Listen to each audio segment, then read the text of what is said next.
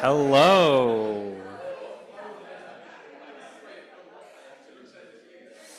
Hello, everyone. My name is Aidan Farrell. I'm the managing editor at Future Poem, and I'm so excited to welcome you to the first installment in our series this spring with Segue. Big thank you to Segue, James and Lonely, and to Artist Space for hosting, of course. I'm really excited for this first reading. I also want to say welcome to those joining us on Zoom. If you haven't donated to the readers yet, you can find the Venmo information, I believe, on Zoom in the chat. And so today we have Marie Buck, Matthew Walker, and Simone White. And I'll introduce Marie and Matthew. Marie Buck is the co-author with Matthew Walker of Spoilers from Goliath Books 2024. It's on the table. Her previous collections of poetry include Unsolved Mysteries from Roof Books, Good Night, Marie, May God Have Mercy on Your Soul, also from Roof, and A Portrait of Doom from Krupskaya. She is the web literary editor of Social Text. Matthew Walker is the co-author of Spoilers. He is the executive director of Primary Information, a nonprofit publisher of artists' books and writings. And please welcome Marie and Matthew.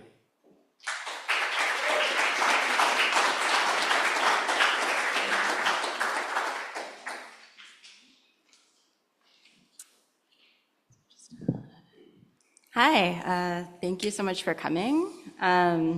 And thank you to Future Poem and to Artist Space and to Segue. We're gonna trade back and forth as we read a little bit. So Matt will read and then I'll read a little bit and so on and so forth. So here's Matt.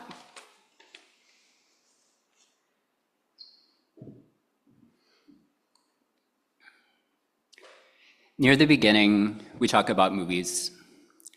I say that I am leaning into slow and bleak films, pretentious but true. Three things dovetail. A back injury throws me into constant pain. My marriage dissolves. The virus spreads in New York, as though each is the backdrop for the others.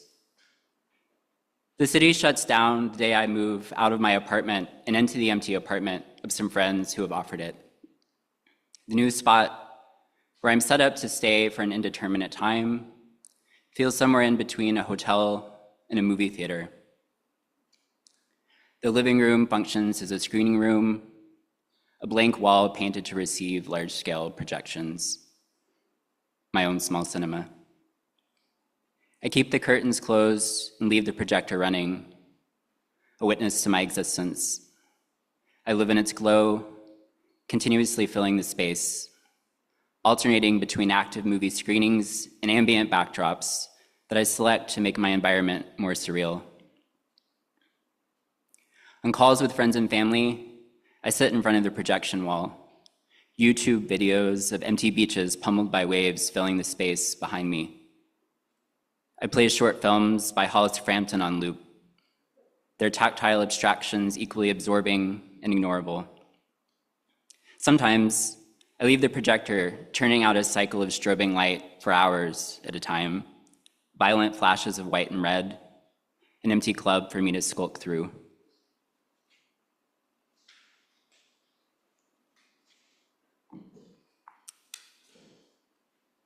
What I meant to say, it's about movies. So all the poems that you'll hear are about movies. Bewitched reruns play on Nick at Night. It's the mid-90s.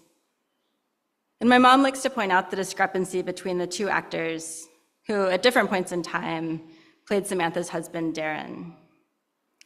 Darren played by Dick York in the early seasons of the show, who was her preference, and Darren played by Dick Sargent after. I learned that Dick York had a debilitating back injury that eventually took him out of the show after several seasons of various accommodations. The crew built a slanted wall for York to lean into between scenes. The writers built in episodes where there was a reason for York to be mostly on the couch or in the bed, lying instead of standing the whole time. York got the back injury while filming a movie with Gary Cooper, and lifting a teeter-totter mechanism that suddenly bore more weight than expected. He managed the injury for a few years. He got addicted to painkillers. He got off of painkillers. Later, York died of unrelated causes. You tell me that you had a crush on Elizabeth Montgomery as a child. And I recall being fascinated with Barbara Eden's stomach in I Dream of Jeannie, the bewitched knockoff that also reran on Nick at Night around the same time. Before we meet the first time in the park, you warned me that you can't currently sit down, can only lie or stand due to a back injury. Now I touch your back, I touch you. But your skin is a screen, receiving projections of pain cast from inside the body. The pain moving outward from the nerves, getting absorbed into the psyche, passing briefly through a strip of light. And when I go to touch it, my hand warps the projection and there's no way in.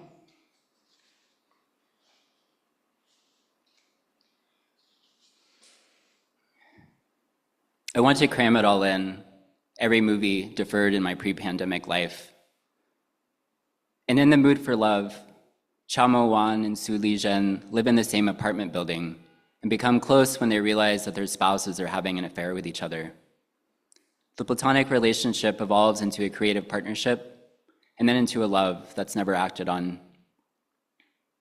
At the film's end, following an old tradition, Chow travels to Cambodia to visit Angkor Wat, the world's largest religious structure, where he whispers his sorrows into the hollow of a ruined temple wall, sealing his untellable secrets in the hole with a clump of mud.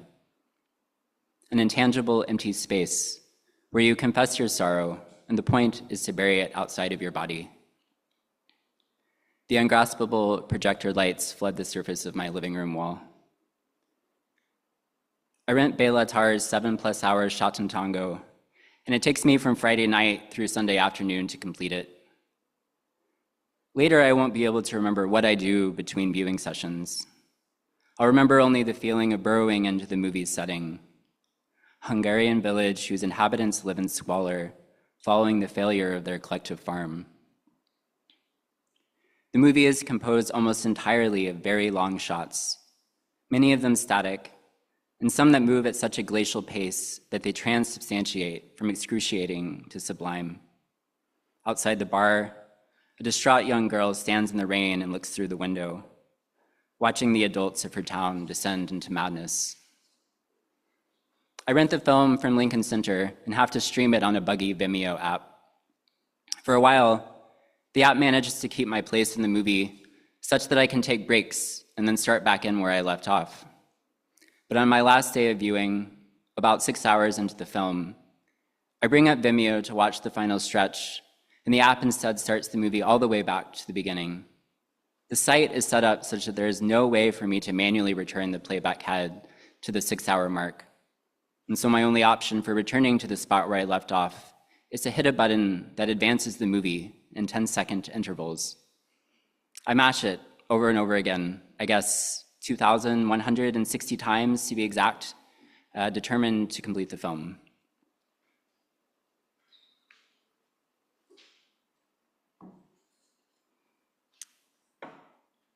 In The Witch, the brother gets lost in the woods, is lured into sex with a witch, then comes home possessed, vomits up an apple with a bite taken out of it, and dies. In real life, I ask the cat over and over if he'd like to live deliciously. My little joke directed at him, but really for you to overhear. And then give him salmon, butter, bacon, all originally prepared for you or me, but then redirected to him. When he begs for human food, I think life is short. We lounge in front of a tree in the park at night. Rowdy crust punks yell and set off firecrackers in the distance. Later, a tick crawls up your pant leg as we swing in a hammock. In a setting that is fun, where I feel safe and happy. It's hard not to read misfortune as punishment, or to read pleasure as too good to be true, something you'll eventually have to pay a price for. In the weeks before you first tell me you love me, We keep saying to each other awkwardly, "I'm so grateful for you," and similar phrases, feeling it out. I feel lucky. The butter shimmers in front of our eyes, the glint on the surface of a lake. The hammock a pat of butter to be immersed in, so that the shimmering world around us globs on the lips, little flecks of fat, our heads as tiny apples within the fat. The butter melting, the world vanishing like a baby snatched away by a witch, only to return again as the next wave hitting the shore.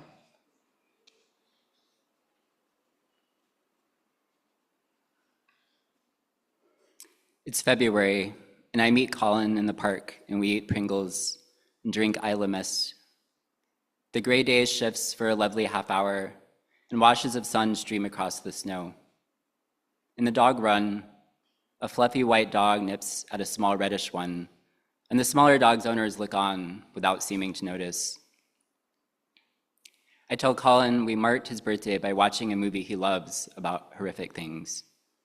I tell Colin the plotline to another movie, Winter Light, though he's seen it before. The depressed rural churchgoer is afraid of the atom bomb. The source of the churchgoer's depression is that he's depressive, but it's also 1963. No one yet knew what would happen. The bombing of Hiroshima occurs in August 1945. Now the virus unfolds, and there was once a moment when that wasn't baked in yet either. But no one in the future will be able to feel for that moment and find it. Colin's favorite film, Stevie, denies us a narrative arc. Later, I'm on the phone with Peter, and Peter tells me that he loves Mary Poppins because Mary Poppins presents the possibility that there are people who can exist perpetually in one place, never changing their posts or changing up their activities. And there's a coziness to the character's sense of purpose, a comfort in their perpetual looping as they fulfill their singular and unchanging roles. The retired Admiral Boom sits on his roof with his first mate and announces specific times of the day every day with the blasts of a cannon. Mary's uncle floats through the air of his living room all day every day. He's buoyed by the levity of his constant laughter.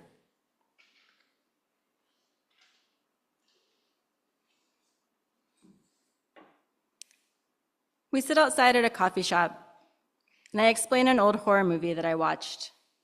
A scene where a creepy old woman interrogates the young, beautiful heroine about her fancy clothes. "Fine stuff," she says, "but it'll rot." And then the old woman, looking droopy and aged, pokes at the young woman's chest, at her glowing skin, at her body itself. "Finer stuff still, but it'll rot too." As I explain the film to you, we also overhear someone a few seats away singing her dog song to her dog, describing the dog to itself in its specificity. Shiny yellow body with reddish highlights, reddish head, a lovely coat, she sings. I trail off in my description of the film, but don't want to be too obvious. Later you say, "I've never heard that before," meaning someone singing an intimate song to their pet in public. It is good to describe things, to describe the person to themselves, to describe the dog to the dog as a way to show love, to praise its shiny coat, to reassure someone that you see them, that you do not think of them rotting when you see them, that they make you think of something else instead. So that what is described is going beyond one's body. How was your day? We've asked each other each night for 2 years now. How was your day? How was yours? Even if the day makes me think of rotting, telling it to you just makes me think of you.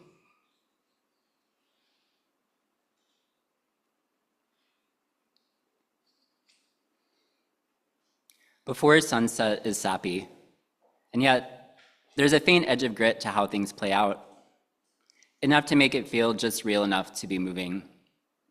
And in fact, I'm mildly embarrassed by how gutting I find it the first time I see it.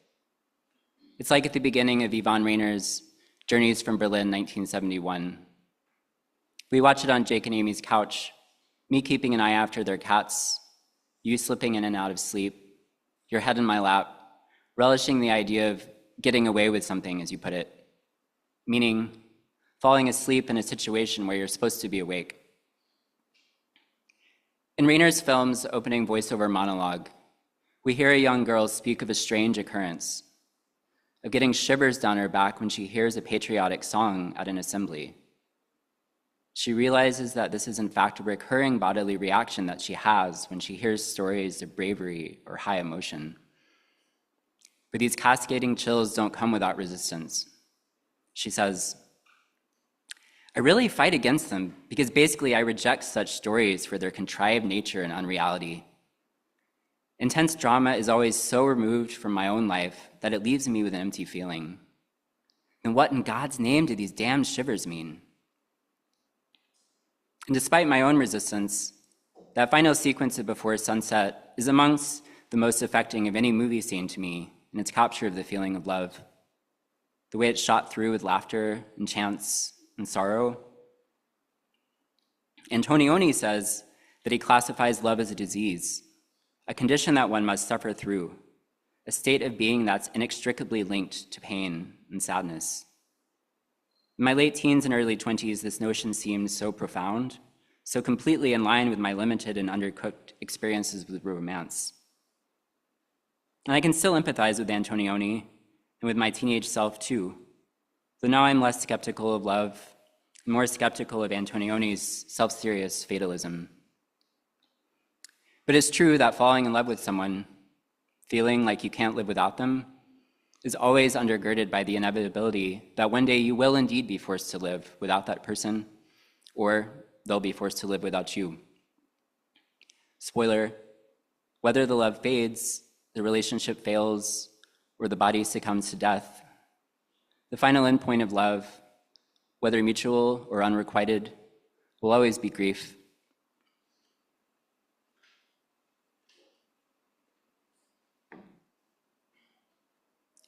At the end of college, 2004, I work at a historic movie theater that plays up its old-timey qualities.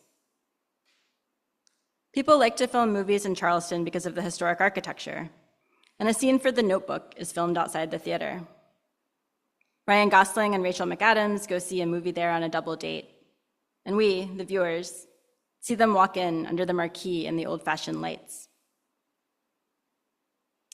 When the movie is out, the theater uses the fact that its facade is in the film to advertise screenings of The Notebook, and groups of middle-aged women friends and mother-daughter pairs throng to watch this movie in the theater at which a very brief scene is set. And so eventually I watched the movie after a shift one day.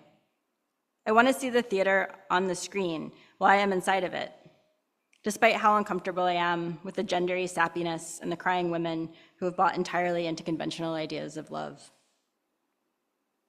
For weeks, I have been side-eyeing everyone who emerges from the theater crying, thinking about what dupes they are. The management has made tissues available just for this movie, and we have to hold out baskets of tissues and offer them to the moviegoers as they file out. Everyone takes a tissue, though many of the women respond by saying they thought it was a mint, but they're glad it's a tissue. I offer the basket of tissues that looks like a basket of mints to the exiting crowds at a time I would normally be able to just read a book on the clock, and I am irritated. When I finally watch the movie, I cry, of course. Most of the movie is a flashback to South Carolina in the 40s and shows the two main characters falling in love, with Ryan Gosling's character doing boorish things that get figured as romantic. But the present of the film is the moment it is released, with James Garner and Jenna Rollins playing the couple decades later. Jenna Rollins suffering from dementia, and James Garner reading her their love story from a notebook and hoping that she'll recognize him. Later, when I revisit this movie in 2021, I realize that the director turns out, surprisingly, to be Nick Cassavetes, son of John Cassavetes and Jenna Rollins. And instead of John Cassavetes directing and his wife Jenna Rollins playing a woman either being terrible to men or dealing with men being terrible to her, Nick Cassavetes gives us his mom in a Hollywood romance with a perfect, entirely devoted partner. It seems like an amazing skill to make theaters full of people cry. What I mean is that I wish I could make this breaching occur again and again. James Garner reaching into Jenna Roland's consciousness, Nick Cassavetes reaching into some part of me where melodrama works on me the way it should, and I cry. Did I cry because the plot is sad? Did I cry because your lover forgetting you've loved them is the saddest plot of all? Did I cry because I was in the theater, nestled into something real as it was depicted before my eyes? The letters from the old-fashioned marquee, both in front of me on the screen and then behind me, outside, where I would change them out with my coworker on a weekly basis. The letters dance on the marquee outside. The letters dance on that same marquee as recorded on a strip of film and projected. I envy the projectionist. I call up the steep stairwell to the projection booth to offer the projectionist leftover chicken strips toward the end of the night. I see strange light in the booth. I hear the noise of the film unspooling. In the lobby, an ancient projector from the early days of the theater functions as a sculpture. There is a scenario in which I sit in the theater watching The Notebook, and I emerge from the theater, and whatever I have just seen on screen will then be duplicated in real life. I can walk out of the theater and onto the set. In another scenario, I arrange the letters on the marquee to say what it is that I want. Go, watch the movie. In the movie, the letters advance my desires. Walk out of the theater. The letters show me what is new.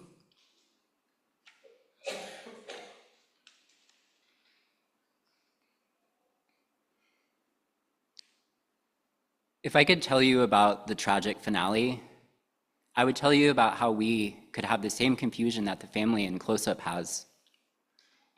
We could feel chosen, like a famous director will choose us to act in a film, based on some resemblance we see while riding the bus and mistake for sameness. Imagining our desires could be something universal, something relatable. We could imagine ourselves the subjects of the film. Imagine the director wanting to portray us. And they do look alike, the worker on the bus in Close-Up and the famous director, a resemblance that leads the worker to assume the identity of the director at someone else's suggestion. And the audience sees us. Or the price of being viewed is that all of it must be viewed.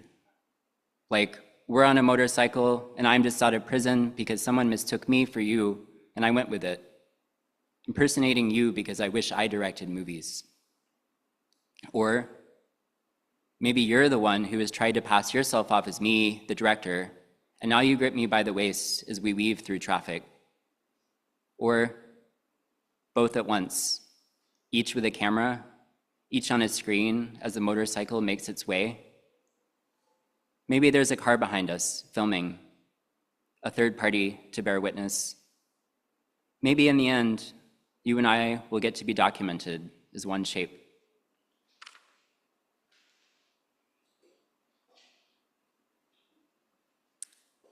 I just really want a heaven to exist, and I have taken art as a sort of stand-in for heaven.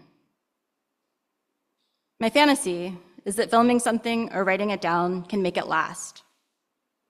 Though this fantasy is ruined by proximity to publishing work, to archive work, to film preservation, art is only there so long as someone does the labor to keep it there.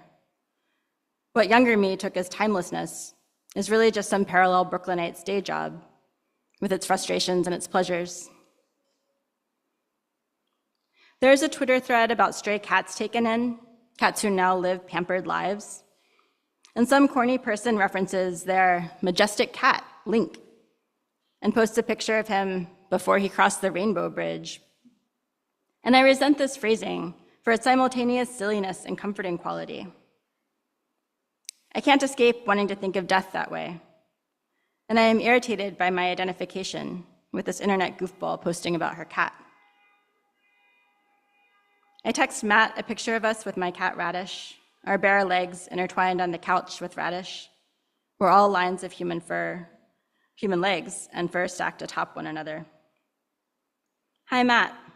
I know the framing device is that I'm talking to you and to the world at once. But right now I want to describe our intertwined legs to the world, which I don't get to do in speaking to you, since I already sent you the picture. To whom does the poem get addressed? In all the great political poetry, there's this ability to call up solidarity. Baraka, for instance. There's the you of the love poem, there's the you of the political poem. There's this other mode where someone's walking around in the world. If it weren't going to be overheard by others, I would never have the excuse to write you a love poem, maybe. Sometimes I'm writing to you and asking the world to overhear it. But now I want to write to the world and ask you to overhear it.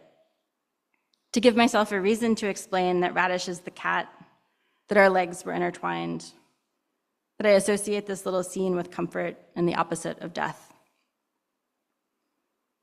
Explanation to friends is pleasurable. I could not explain the cats to Joey, who has seen them many times recently, but I can explain them to Brian, who has met them but not in many years.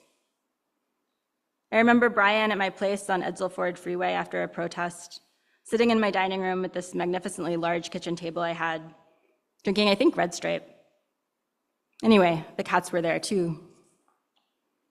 These are my floofs, I could say to the internet.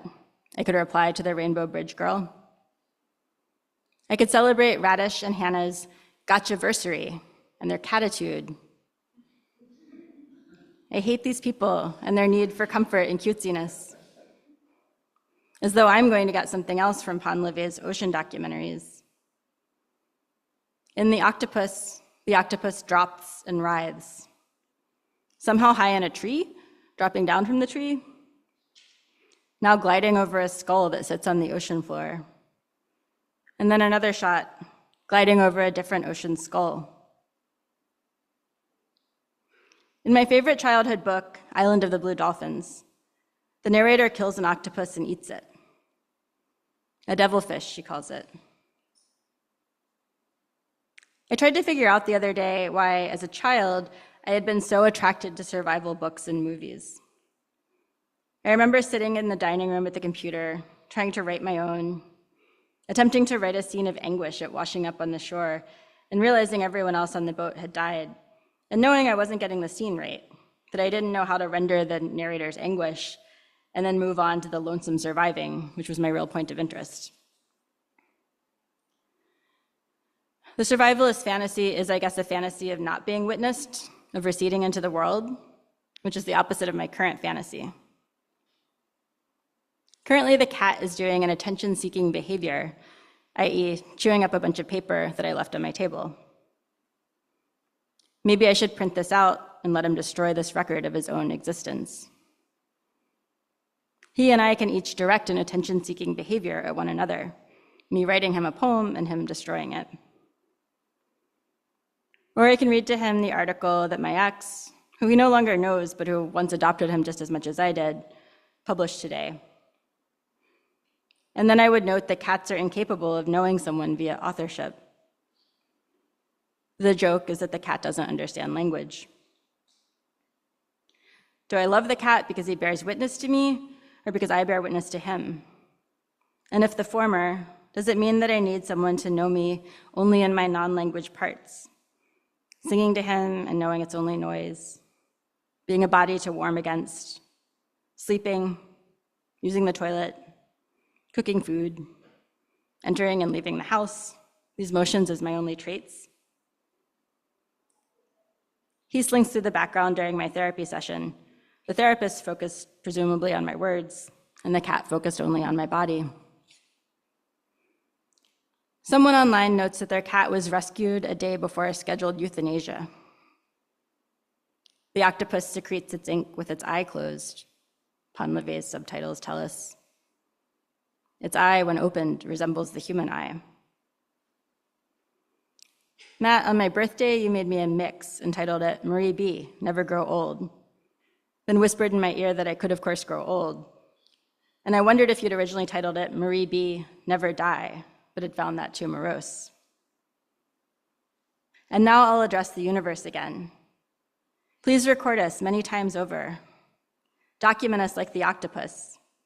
Let the cats measure our breaths while we sleep. Let us bleed a smudgy ink from our crotches and let our spindly bodies slip together and octopus-like over the skulls of others. Let these material traces be haunted by our consciousnesses. Let the self live fully in them. And the poem can oscillate between prayer and love letter. Try it. I catalog the Lord. I speak to the cat. Hello, Radish. Let me address you, Matt. And the cursor jumps on the page. Here we are together, leaping from the bounds of the book like little clay characters. There's nothing I love more than someone accidentally exiting the frame and entering real life.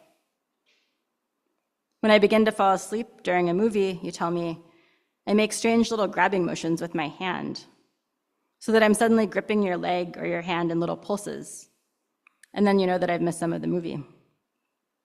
I've slipped from the film to the couch to the dream world, gripping the objects in the film, but with my hand along your body, opening and closing in real life, substituting in my own objects, so that we're both flickering from world to world.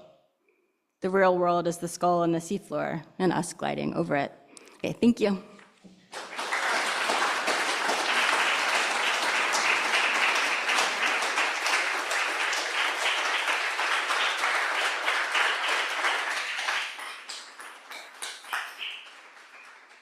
Thank you so much. We're going to take a quick 5-minute break, but don't go too far because we'll be back in 5 minutes on the dot. Thanks.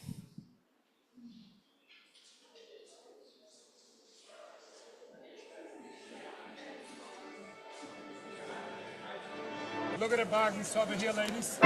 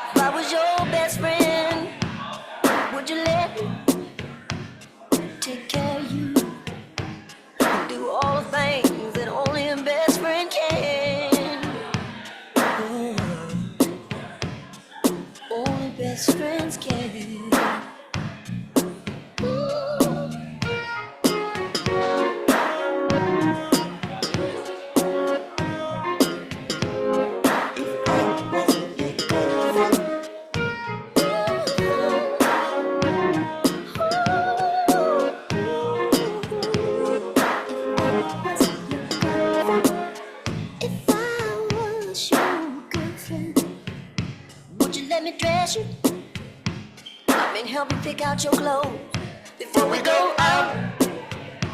Not that you're helpless, but sometimes those are the things that being in love's about. If I was your one and only friend, would you run to me if somebody hurt you, even if that somebody was me?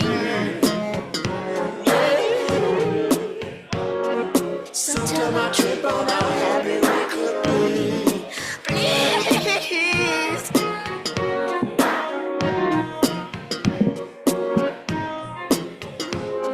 If I was your girlfriend,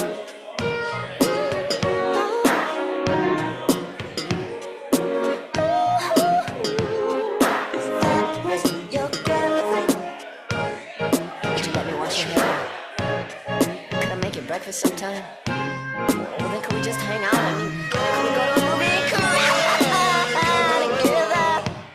'Cause to me, baby, that would be so fine.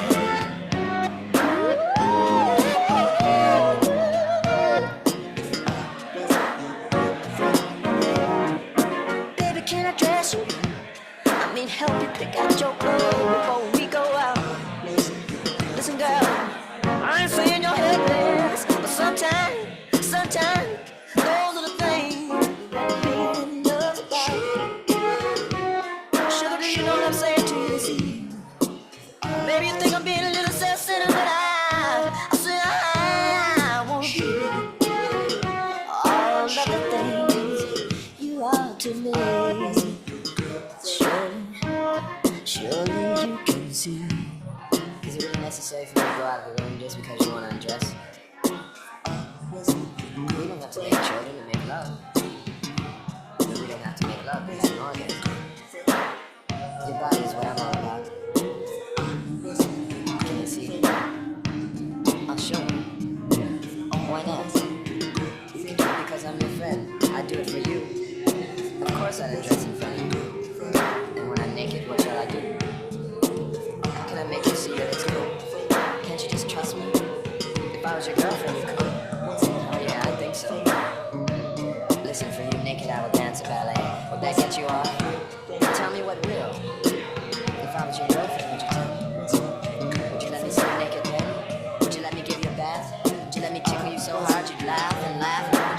Would you let me kiss you there, you know, down there where it counts? I'll do it so good, I swear I'll drink every ounce. Then I'd hold you tight and hold you long, and together we'll stand in silence. And we'll try to imagine what it looks like. We'll try to imagine what silence looks like. Yeah, we'll try to imagine what silence looks like.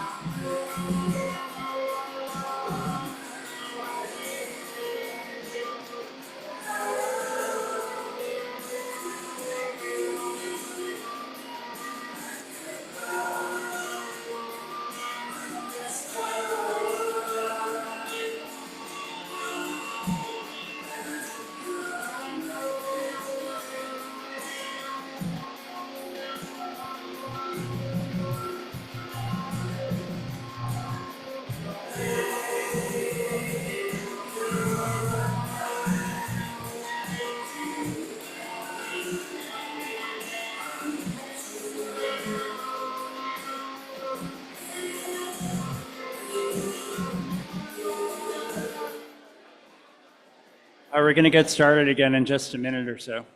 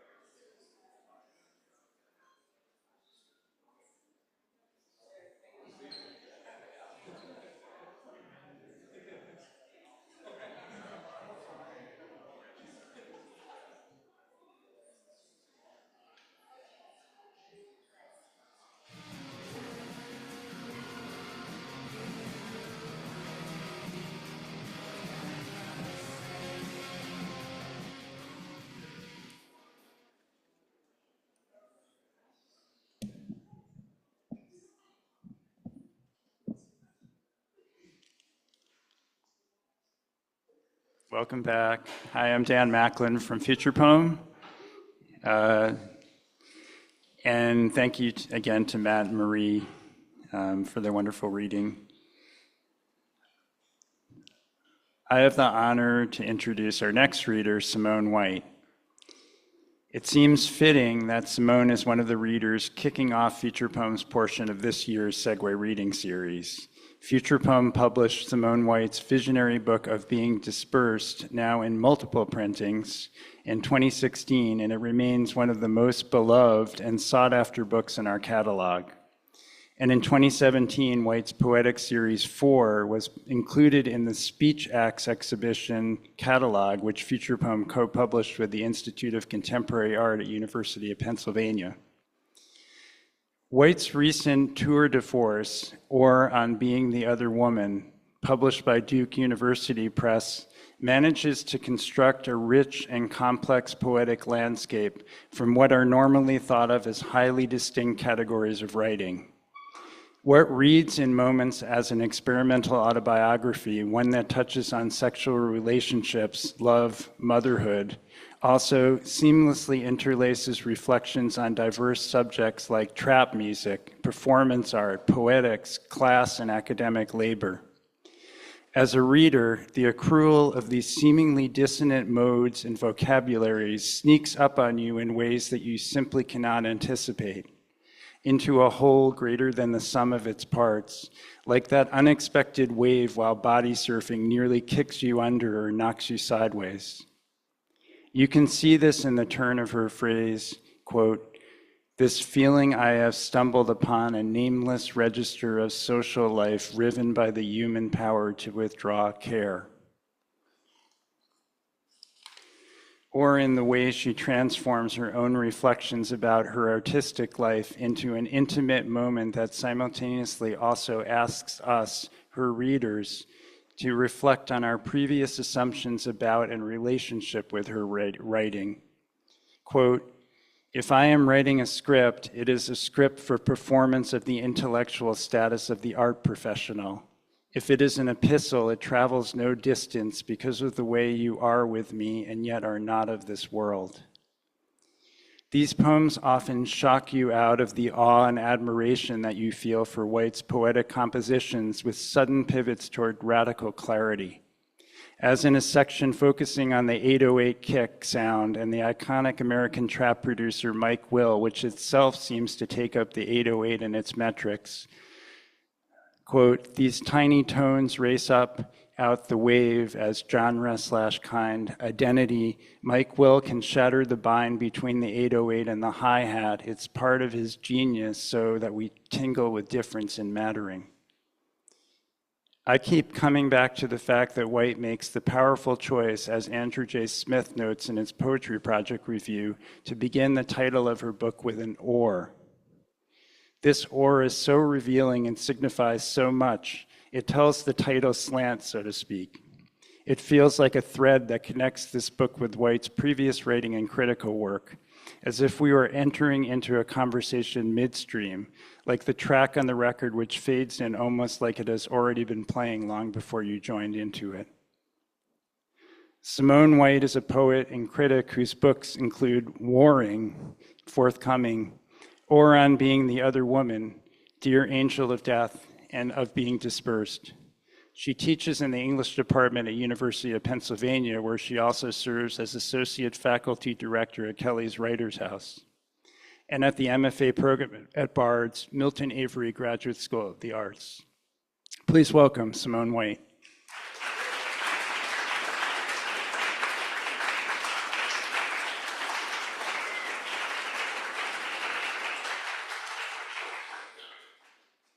Thank you, Dan. Oh, is this okay? Okay. I'm disorganized. I didn't know we were going to talk about film today, so I thought I will talk about film too. So I have this essay. The only thing I could really kind of commit to reading today was the thing that I was writing today. So it's this essay that I'm really just working on Arthur Jafa, which is not complete. So I'm going to read a little bit of it. I think it's probably like the first 1,000 or 1,200 words. I don't know who saw the film that was unfortunately renamed like Redacted at Gladstone, but is really titled Ben Gazzara.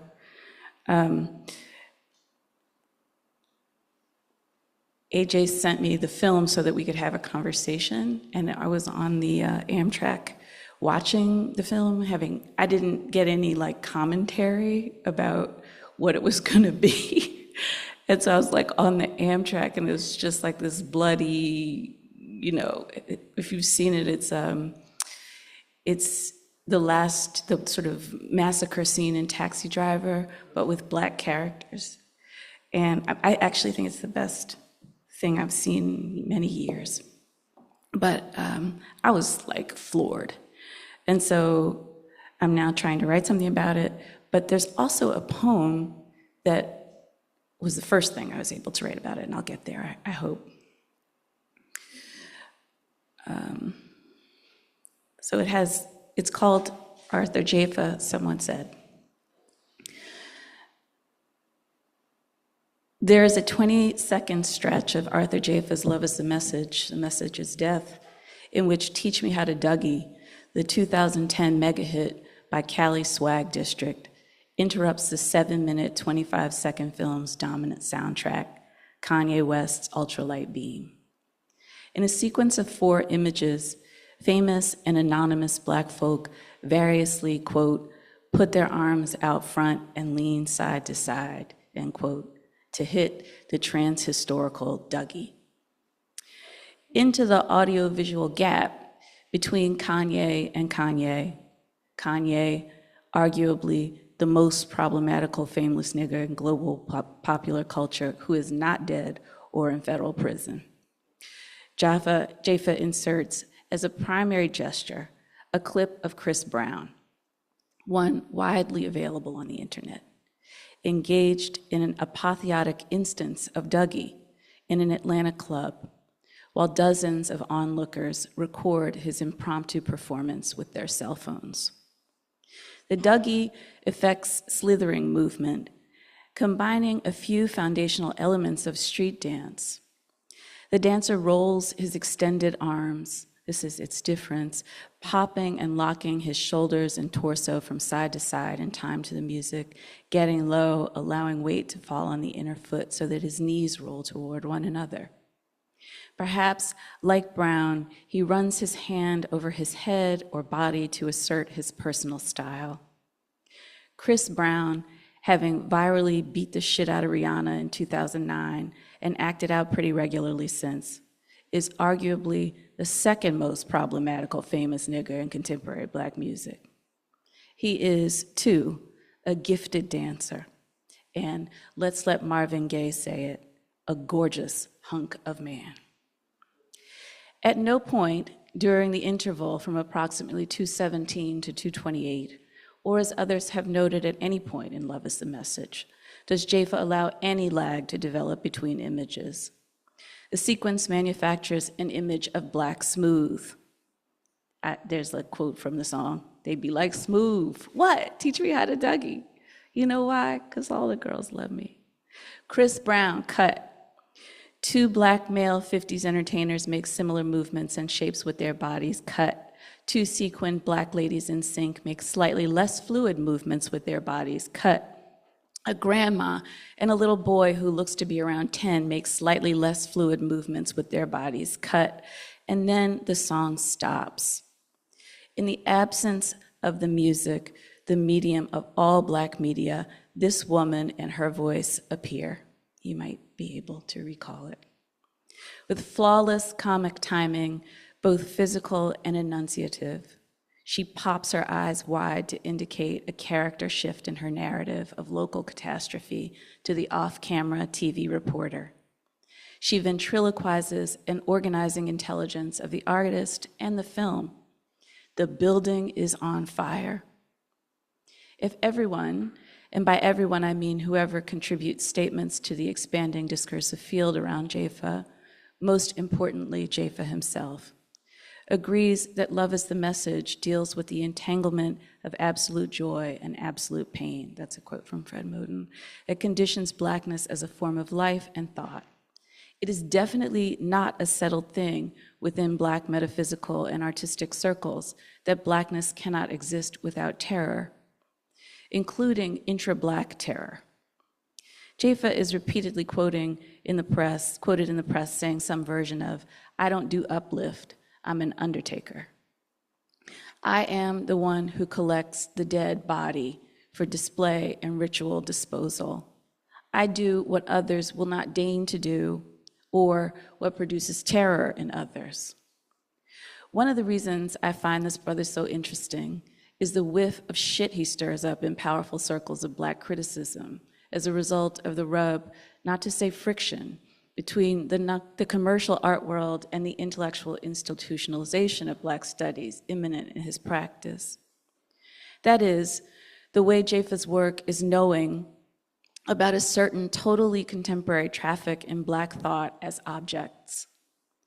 Far-right rage against and the ruling political party's attack on DEI as a metonym for the presence and existence of non-white people in centers of politico-economic power is, in part, rage against the monetization of anti-segregation's modest success, the form of which is the rise, partly via affirmative action, of an almost inscrutably minute class of rich Black people. The new Black rich includes, for the first time in history, not only entertainers, sports figures, and purveyors of race products, music, hair, magazines, Black-lined forms of crime, but also visual artists and intellectuals. Black excellence is then a crass signifier of the commodification of what was a Black politics and now is nothing but a slogan for the heartbreaking waste of post-uplift segregation, Black political capital that is embodied by Barack Obama, but is not his fault. If critique is to be guided by Jaffa's own statements, the image and voice of the building on fire lady can be understood as an example of the kind of death Jaffa undertakes in conflict with an ethics of uplift. Indeed, if critique were guided by Jaffa's own statements, which I will argue it cannot be, all of the images he collects and displays might be understood as images of, quote, the good death to be embraced, unquote. This is him.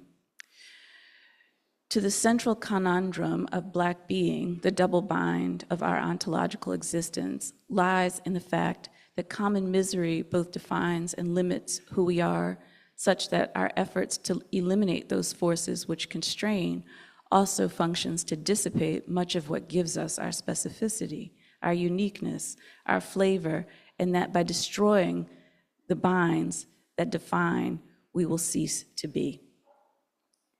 She is made to speak via Jaffa's poetic command of the digital editing suite. She is given a Black death insofar as editing in Jaffa's work is taken to be analogous to the originary sampling rig, sonic, original, mixer, or drum machine. His large array positions Larry Levan, the legendary Paradise Garage DJ, as the largest of the larger-than-life size steel cutouts, as savior, arms spread wide to hold an image community, an intimate imaginary club where Jaffa in drag boogies with Billie Holiday in her coffin, a very shiny, happy Michel Foucault, and a black lamb with a red prize ribbon around its neck from the cover of Funkadelic's Greatest Hits, a dozen or so others. I'm following Jaffa's own very good arguments here. I haven't said anything yet. The dark lady speaks the punchline or delivers the message mediated through the camera of the local TV reporter to their broadcast audience, through the internet, YouTube to Jaffa, and to the audience of Love is the Message to eternity. Now I'm going to say something. As a punchline, the building is on fire is funny because it is delivered by a Black person whose sex, as a measure of the velocities of their transcendental capacity and imminent desirability, cannot be established. Masculine, but not cool in the terms established within Jaffa's iconography by the figure of Miles Davis. The woman on the street's loudness, vocal profundity, corporeal thickness, and her extremely heat or chemically damaged hair lend a touch of tragic cringe to a highly self-aware performance of hilarity. Moreover, they signify that she is not smooth like Chris Brown. A Black common sense of Chris Brown's virality confers authority. He is the one to learn from. His violent, lithe, light-skinnedness, a form of beauty we love, though we yet disapprove of ourselves. The question becomes, what does Chris Brown teach? Is it possible to make a statement such as, what by any available principle of authorial ascription does Jaffa teach in the mix of these images? The beats of Teach Me How to Dougie and Ultralight Being do not match. Then I say something about Jace Clayton. He told me not to say that. So the principle undergirding the relation of the two songs is not sonic. Their relation is an invention that belongs entirely to AJ and Love is the Message. This barely 10-second interval is a perfect array of some barely articulated and kind of ugly Black data. It's perfect. And then I go on for some other thousands of words.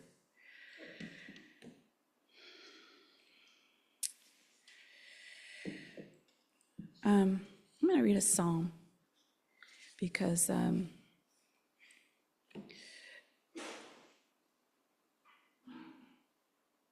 I went to Trinity Church for one of the non-Compline performances of their choir, and I like it there. And I'm a notorious atheist, but one of the pieces of scripture in the Lenten service that I was at was Psalm 31. They said 6, but it's actually 5.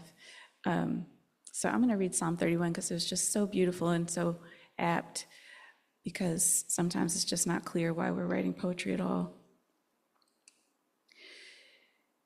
In you, O Lord, I seek refuge. Do not let me ever be put to shame. In your righteousness, deliver me. Incline your ear to me. Rescue me speedily. Be a rock of refuge for me, a strong fortress to save me. You are indeed my rock and my fortress. Your name's sake, lead me and guide me. Take me out of the net that is hidden for me, for you are my refuge. Into your hand I commit my spirit. You have redeemed me, O Lord, faithful God. You hate those who pay regard to worthless idols, but I trust in the Lord. I will exult and rejoice in your steadfast love, because you have seen my affliction. You have taken heed of my adversities and have not delivered me into the hand of the enemy. You have set my feet in a broad place.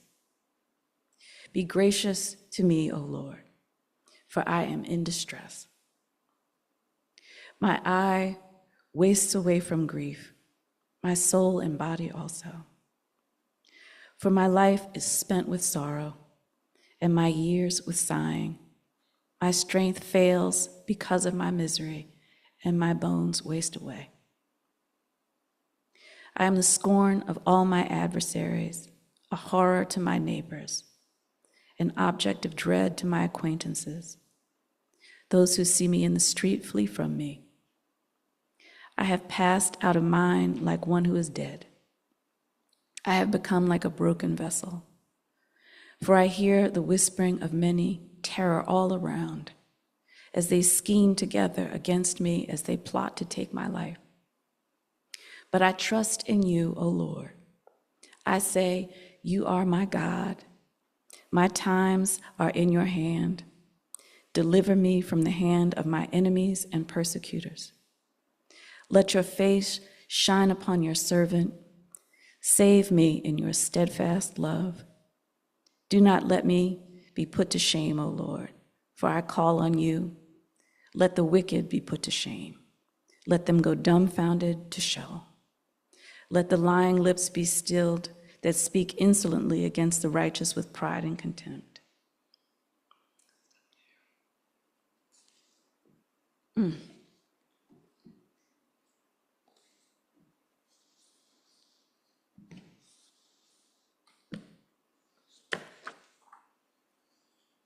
I'll make this quick.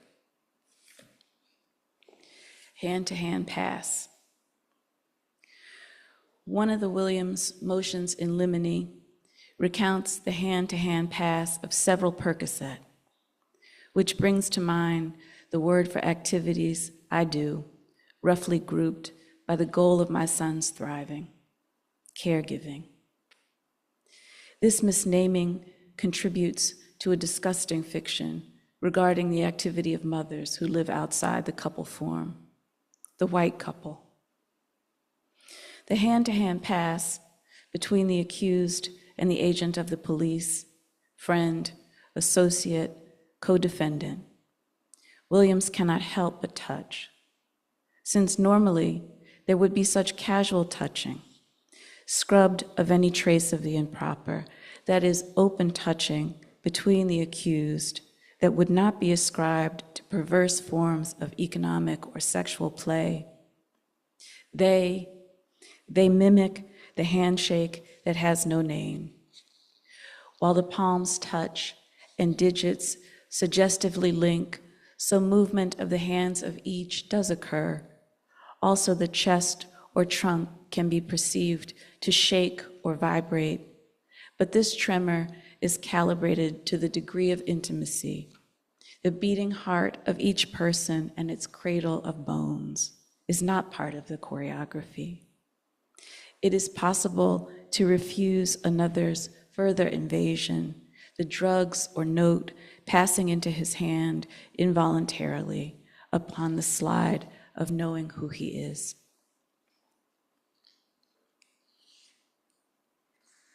This is the Ben Gazzara poem called Let Fonnie Willis Fuck. I'm still tickled by it. I guess it's a good title.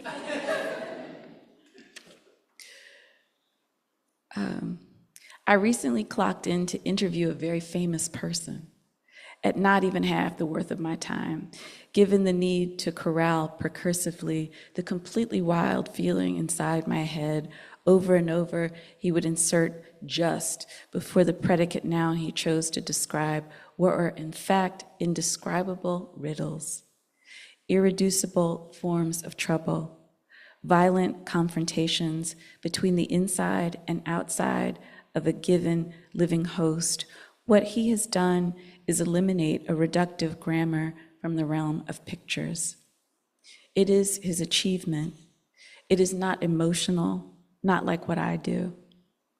Generative of envy, the technological glamour of his work, its digital appendages, awareness of envy, just.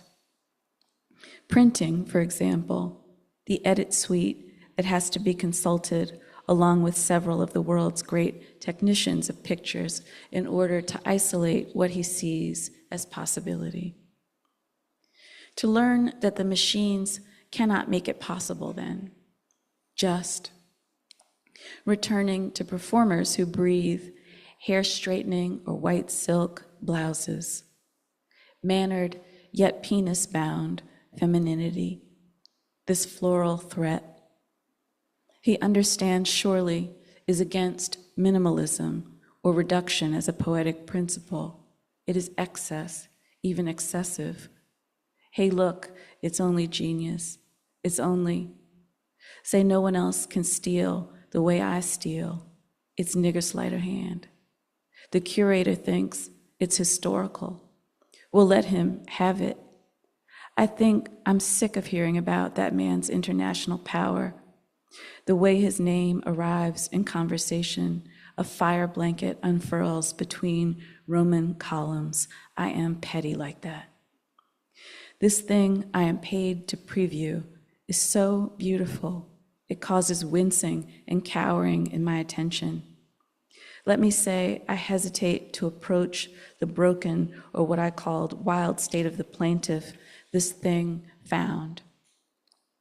I will often resort to the eggshell skull rule as a rhetorical tick, but it is a jewel of the common law. And so, to be honest, I am not sure which sin I am invoking, whether it is envy, actually, or uncut desire. If I cannot have communion with another human, Lord, give me the elements of withstanding to witness your creature's darkness. I wince and duck from the unkempt harm of having been betrayed just one too many times. My person hates my love, which threatens the exchange value of love. I think my love is out of capital, and therefore nothing, no one can tolerate it. And so when confronted with this fable of blackness lifted out of the universe, pure black, as an incursion upon the sexual phantasm of the black pimp, the black rips the scabs off. The wild feeling, the death grief, scattering random burn holes around what is realistic. The way I wake up to Chase's rude warnings regarding my insolvency, and the nightmare white woman who has been offered freedom to assault me keeps shrieking, whore. What am I supposed to do? God, I am such whore, ready-made, perfect toilet. This scenario wherein the child whore is redeemed by a moralistic psychopath, is this it? I do want to be taken by a black wave made of something there is no name for.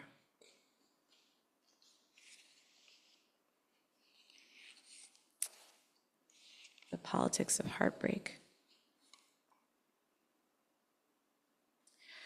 You can't be wicked anymore because the internet has devoured everything once known as bad. Bad feelings like disgust, desire to disappear or to die out into the nothing in which one is suspended, or to kill her with some bitch be gone, end up frozen for an unknown period of time, thinking mostly about things you want. Issey Miyake, please. You freeze up, a wrong, bad action to take, unclenching long enough to be mean as a snake. At scale, you intend to possess yourself and be at the level of the organism's means of expression, to fight. It is bad to fight. To get the possibility of catastrophic violence entirely off you. The very definition of discourtesy, disabling a whole assumption. The Black Angel t-shirt from Denim Tears. Maybe outside that desire rightly called atmosphere conditions. Oh, to be cruel and impossible in dialogue. YSL Woody embodies the incredible lameness of the upstate lifestyle, the Margiela tabby and other items that can actually be worn suggest the value of personal elegance, possibly the only equivalent of encountering total chaos that we have in our galactical spot. Gucci suiting addresses my hunger for certain powerful geometries of the male physique, taste, such as I have, a kind of galaxy on Orion's belt. Jamaica Kincaid's Instagram is the truth. Kamala, we love you. Ben's poem, where the balaclava, fashion, and genocide have to get together, speaking at once to where I come from and where I am coming from, concentrates the question, who could be led by these Obamas? No matter how LeBron James might suggest a model of gentle redistribution and physical integrity, long life. How does Pharrell figure into all this? As a piece of the developing, not atmosphere, not storm, like blind. We are in a thing like a blind curve, the kettle black, what we are held inside and our inside invisible, from Paris or Martha's Vineyard, the non-place, LV, LV, LV, LV. Real is Los Angeles, where the desert erupts at the rate of the impossible. Forest, trees, ocean, the whales, island places Douglas went. Have you been? Have you been? Have you been? Sao Paulo, Berlin, Rome, Cape Town, Venice, assholes. Our principal sorrow, beginning again, small. We shall be made a story that cannot be accessed. Places, Phoebe Philo pants. We can be no longer or ever go. An aspirant congregation modeled on futurism worse than spent, disenchanted. Now to a dead man. 20 years of 80-degree Novembers wear you down, Dad. Thug came out, but so tragically were effectively banned from Fulton County, unable to speak with his family, like ours, alive, but in California. So we cannot see or call them to us when we are threatened, which is often, Dad, a lot. Exactly the threats you said. Having no money, that is, investing in beauty. Oh, I encountered this as a description of what I believe, but it's entirely wrong. Insofar as you were correct, and being a soldier isn't for the national interest, but biological willingness to drop into the present occlusion, letting it happen, letting Isaac see how he thinks we are possessions, how everything except we, kicking and screaming, affirms this for his imagination. When you did not answer last week when I asked into the wind, look, Dad, I am tired, Isaac is losing strength. It was an answer. It is only going to get harder. Like you said when I was 10, your rotten arm in a sling, doing the driving with your left hand. I am sure you did not mean to leave us alone like this. Preparation or having some knowledge of what could befall the trusting Black woman and her children, failing to take adequate notice of the delight they will take in fucking up your making a calculation. Because, Dad, it is on the gift of calculating and your dead whispering that I come to depend, not on beauty, so obviously for cheap. My mother's complex brownness and Social Security checks also, as the ends do not be meeting, despite my growing powers, Dad, never like yours. Somewhat restrained by occasional bouts of fear that he will actually do something that breaks a cell in one of us that we cannot come back from. The lovers we do not trust, not in the way they think, although we come in with trust, in absolute, which does not know judgment and only watches to see what the lover will do, a wager inevitably lost. Black love sweats my abilities, and yet I turn to it, to you, tricky God of the Black survivor.